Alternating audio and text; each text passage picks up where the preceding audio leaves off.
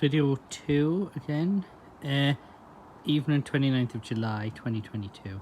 Obviously I'm a portrait this time. It hasn't really finished this. The annuals ascending kind of garden that. But in a month it should be much better.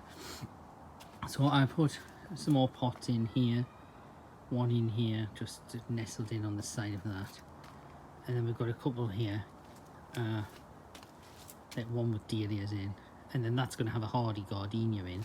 I'm pleased this Salpiglossas has just opened today. I started these from seed in February, and they can be quite difficult because unless you sow them with a seed sower, they can be difficult to separate them off. They're freesias going from seed. They won't flower till next year.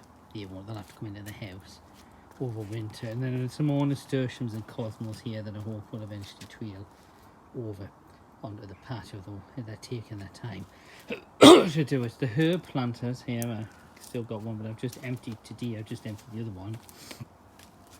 And put some cosmos in that, so and cosmos and calendulas in this little pot here.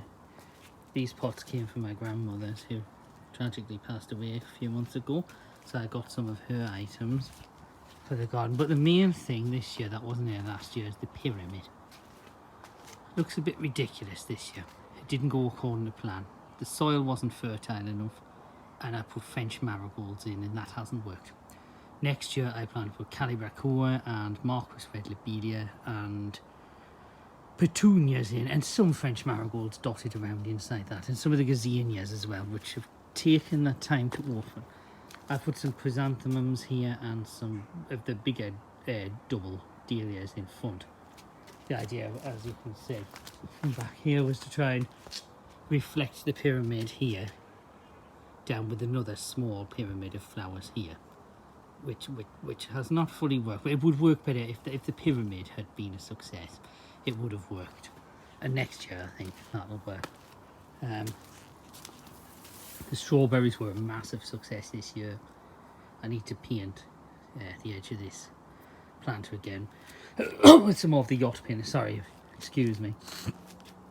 Now you might think I forgot to do the beans or something of the sort, and they've been put in just sown recently. But actually you're wrong. Last week I took out all the broad beans because they're finished, and I got quite a few meals out of them.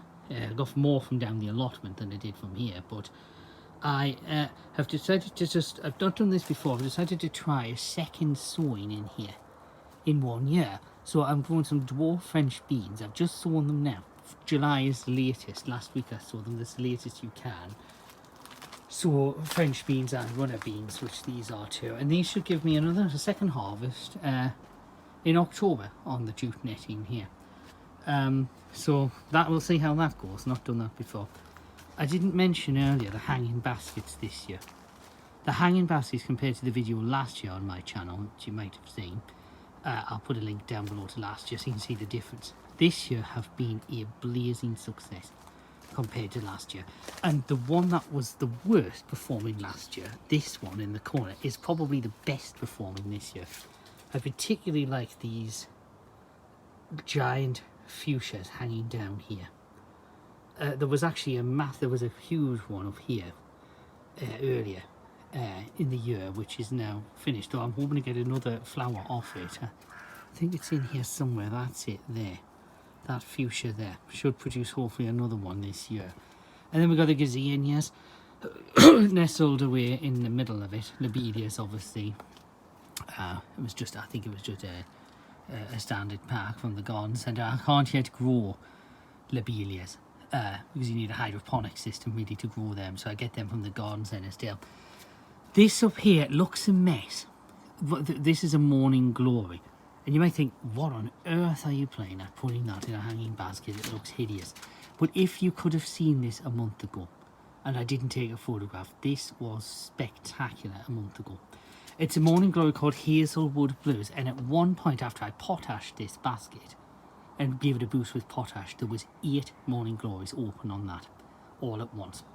Unfortunately, I think it might be finished now. Even though it's only July, I start them quite early, and I start them in these massive pots here, which you can see here, which come with their own propagator lids there. From Greenhouse Sensation, it's called propagator with plastic propagator pot with lid. I think they're about £12 for two, but you've got to pay your delivery as well. And they're very useful in the north of England here, where the growing season is much shorter, especially to be able to start things earlier, say in February. And the outdoor tomatoes, like I said here, I need to start them sooner in the future. But yeah, I did do them in those pots, I just didn't start them early enough. What I'm doing here in this section in front of the pyramid, these Shasta daisies are going, I think they were Shasta daisies. They'll not flower till next year, but these are in the wrong location. I moved them further over to this side. Actually, they're not Shastas. I'm not sure what that was, because that's the Shasta daisy, yeah. And obviously that's a biennial, that doesn't flower till the second year.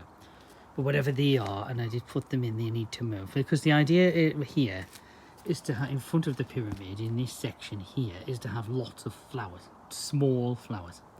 And obviously, preferably things that will trail over the wall, like this fuchsia here, which I'm pointing to, will eventually spill over. The rock rose here, which is labelled, these were sown from seed in May, and they will eventually fill that area and pour over the wall as well. And I put one of these, I've called this like a lime kind of moss. I've forgotten what that's called, yeah, but it requires like a very kind of gravelly type of soil. Lots of gravel in underneath it. You can't just put this in the kind of clay-based soil we have around here. That'll spread out around. But this gap here is quite small. I'm intending to put in some of these. These are Munstead dwarf lavenders in the pots here. I've grown them on in individual pots. I tried to grow Munstead lavender from seed and I couldn't do it. I think it required a hydroponic system really, and I don't have that. So I just purchased some pots plugs from, I think I got them from Sutton's, I think. I ordered them from, and they're going to go in there, in that section there. It's around, but they're only dwarf, so they'll not get very big. They'll hide some of the pot, but not too much of it, which is the idea. Then at the front here, I've got some midnight phlox just beginning to open here. The coppers, there's one there, which I love. They only live 1 year. There's one here. A copper there, and we've got some more along there. And then moving along, that's well, yeah, there are saffron bulbs. They'll come up later. At the minute, it's too soon. And then I put another fuchsia there to spill over here in amongst the cosmos next year, hopefully. And then at this end here, I put a Cistus labdanum in here, and then a Rosa Sharon, I think it is here, which will eventually bush out over this part of the wall. So I'm pretty pleased, just taking a step back, with how this is going to look eventually. And not just now, obviously some more pots with various kind of plants in. So next year I'm thinking it's going to look much better. But as you can imagine, all of those plants I've just talked about spinning over, and then all the flowers in front of the pyramid and that. And I'm pretty sure the video next year will be spectacular. Now the other new feature is this. Now this, I had this like vision, because the bud there I put in last year, I intend to keep that quite small. Just say hello to my dogs.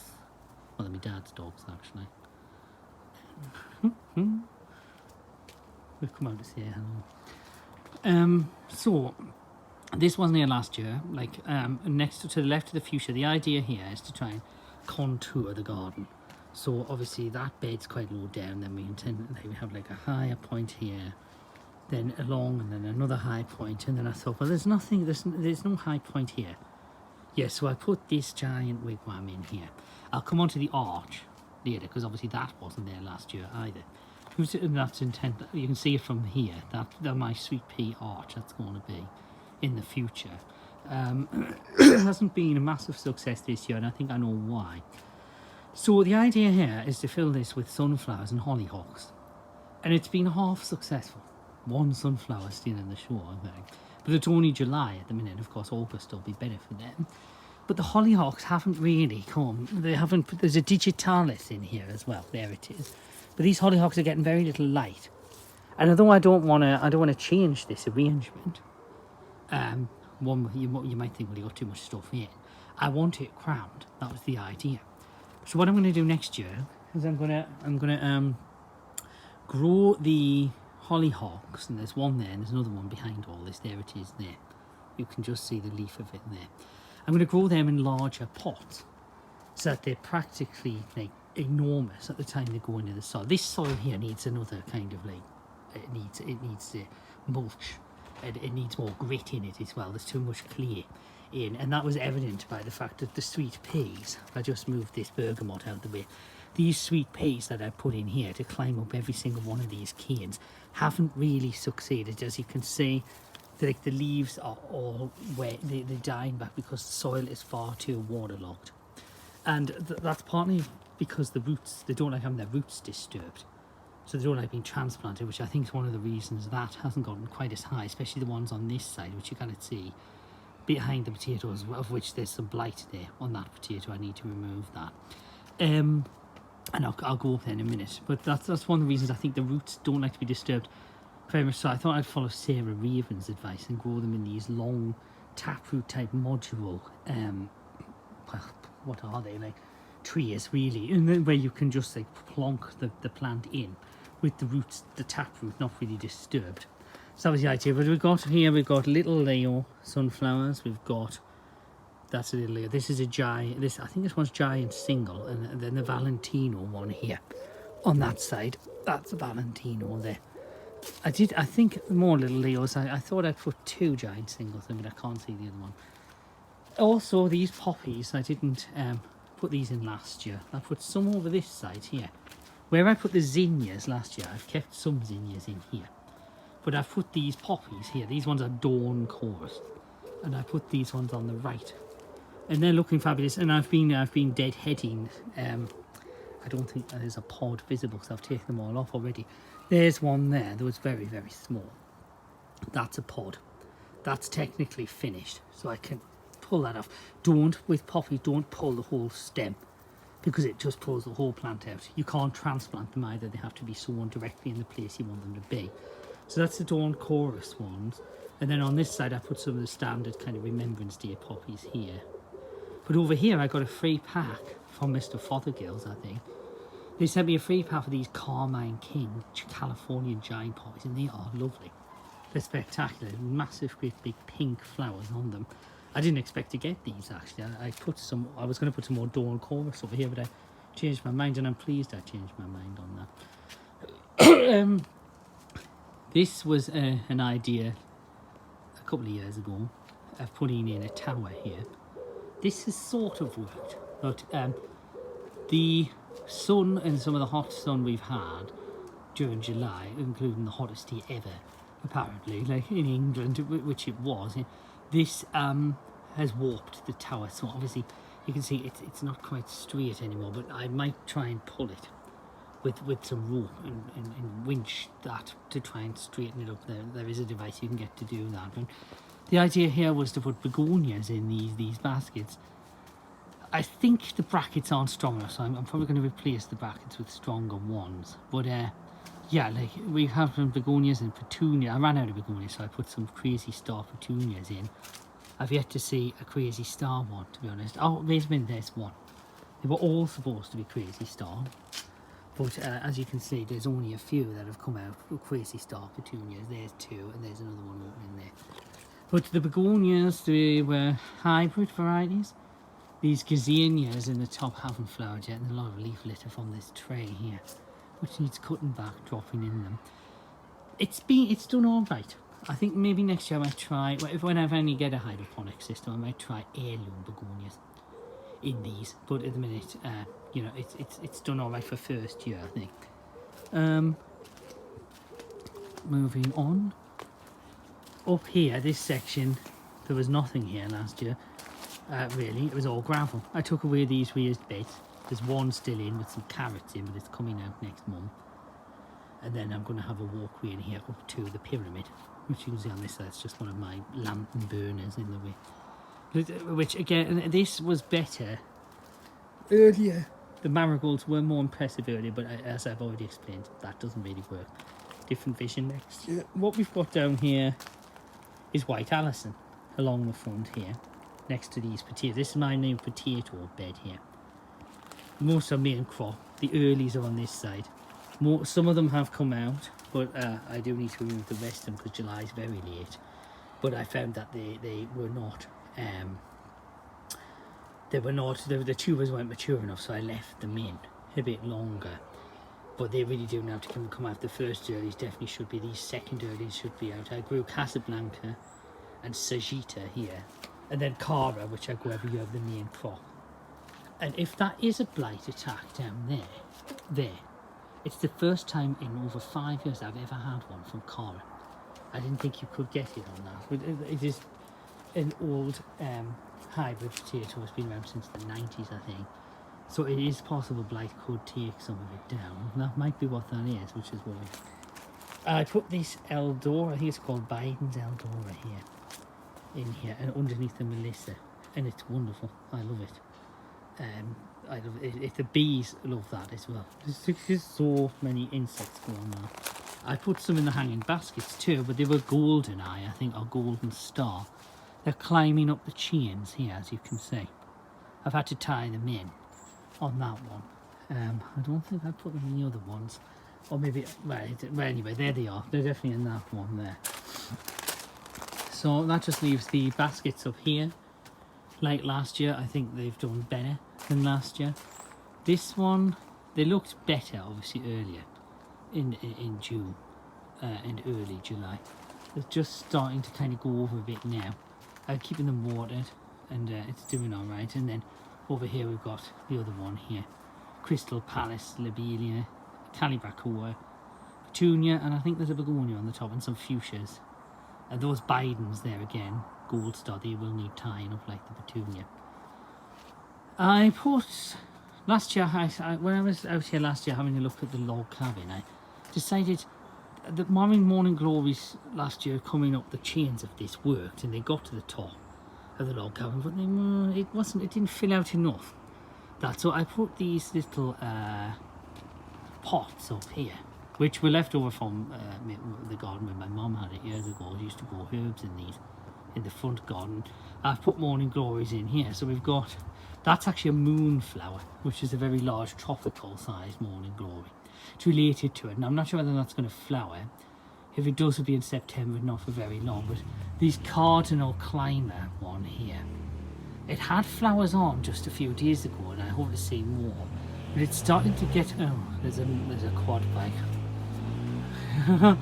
It's starting to get to the front here. There. It's finally coming out the front, and I hope that will ensure that there's foliage on that. It'll climb out onto the front of the entire log cabin, the roof of it. And it's the same here now. This is a morning glory. I'm pretty sure it was that one. I think it was heavenly blue, and then this was a moonflower, and this one's got and there is what will be a flower there. There's also some have opened. Of course, they don't get as big as they do in the Americas here because it's colder. Over there, underneath the arch, I put in some alpine flowers just to the one. There's a campanula, and over there, although it's not doing as well, Arenaria montana. I think some of that died, but it's still alive. It wasn't getting enough light, so I've had to stake back the potatoes. To keep the potato foliage back out of its way. But yeah, that's a kind of a work in progress. That I hope this will look much better next year. That's that.